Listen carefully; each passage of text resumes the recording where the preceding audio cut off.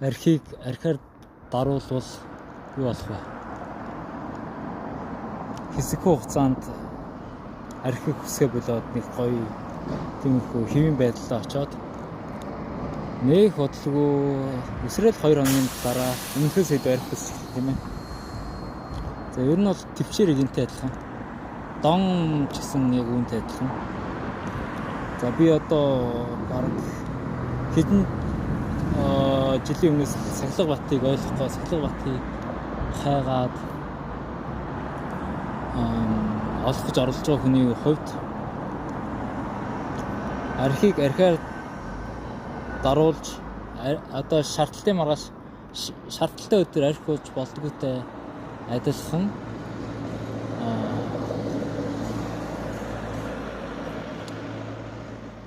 тиймэрхүү өөрөө дон дээрээ донтож байгаа зүйлээ нэмбэл илүү их хүсдэг гэдгийг одоо баг ухаарч илүү яаж чагаал төвчих хэвчээ гэсэн үг.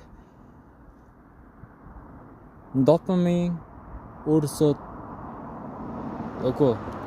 допамин өшөө илүү допаминыг хүсдэг. Яг соронц шиг. Чи одоо нэг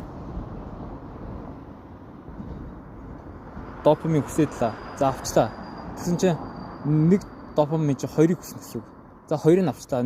Тэгсэн чинь нөгөө допамин чинь 6 допаминыг хүснэ гэсэн үг. Ингээд нэмэгдээд гэсэн үг. Одоо чи утас ухаад эрүүл бүлгээ явбал одоо ингээд авах тусам илүү их уцмаар санагдана. Хэдээс гарч чадахгүй. Тэгээд ийм хөгийн мэдээлэл ярих чинь. За ямар ч байсан хэд хоногийн өмнөөс ойлгож ирсэн зүйл бол допамин дууддаг болохоор чи ерөөсөө допамин авахгүй байх хэрэгтэй гэсэн. Амьдрал чи утгагүй санагдана.